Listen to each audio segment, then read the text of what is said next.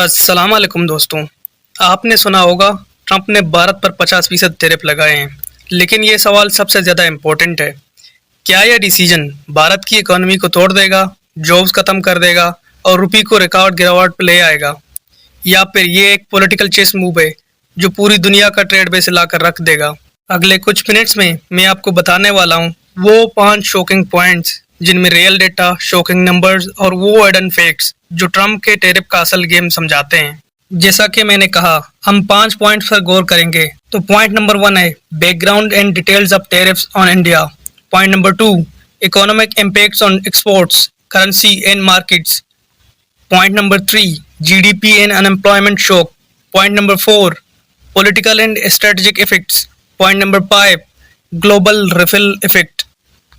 तो दोस्तों हम इन पॉइंट्स को एक एक करके देखते हैं। पॉइंट नंबर 1 है background and details of tariffs on India. Economic times के मुताबिक अमेरिका ने यह 25% टैरिफ्स इसलिए लगाया है कि भारत रशिया से तेल इंपोर्ट कर रहा है, जो अब उसकी टोटल ऑयल एक्सपोर्ट का 42% बनता है, और यूएस के नज़दीक ये वायर फाइनेंस का एक जरिया है। इससे भारत पर टोटल 50% तक का टैरिफ लगाया गया है, जो किसी भी ट्रेडिंग पार्टनर के लिए बहुत ज़्यादा है।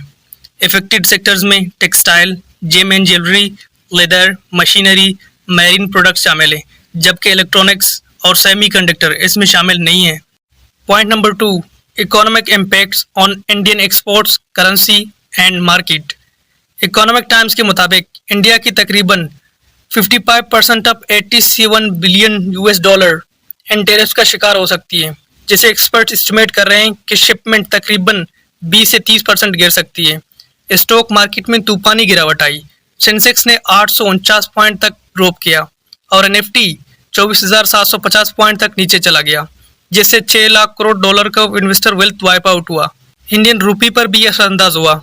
इंडियन रूपी कभी 87.75 और कभी 87.80 पर डॉलर तक पहुंच गया, जो रिकॉर्ड लो के बहुत करीब है।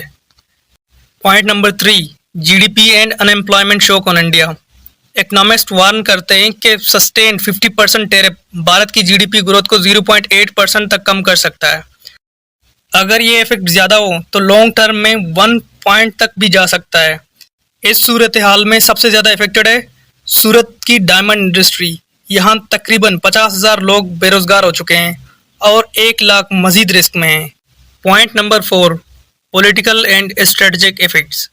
इंडिया ने इन टैरिफ्स को अनफेयर, अनजस्टिफाइड और अनरीजनेबल कहा है, और इस बात पे एम्फसाइज किया है कि रजिया से तेल लेना एनर्जी सिक्योरिटी के लिए ज़रूरी था, और ये मुनाफिकत है कि यूरोपियन यूनियन पर कोई ऐसा प्रेशर नहीं है, जबकि यूरोपियन यूनियन के चंद ऐसे ममालिक हैं जो रजिया से तेल खरीदते हैं।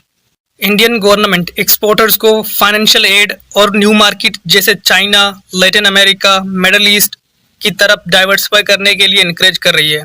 लेकिन इस तमाम सिचुएशन का एक पॉजिटिव एंगल भी है कि कुछ सेक्टर्स यानी फार्मा, स्मार्टफोन्स, इलेक्ट्रॉनिक्स अभी इसमें शामिल नहीं है। अगर इंडिया अपनी ट्रेड स्ट्रेटजी को सही तरीके से डाइवर्सिफाई करे तो मेक इन इंडिया एजेंडा को बूस्ट मिल सकता है। Point number 5 global ripple effect.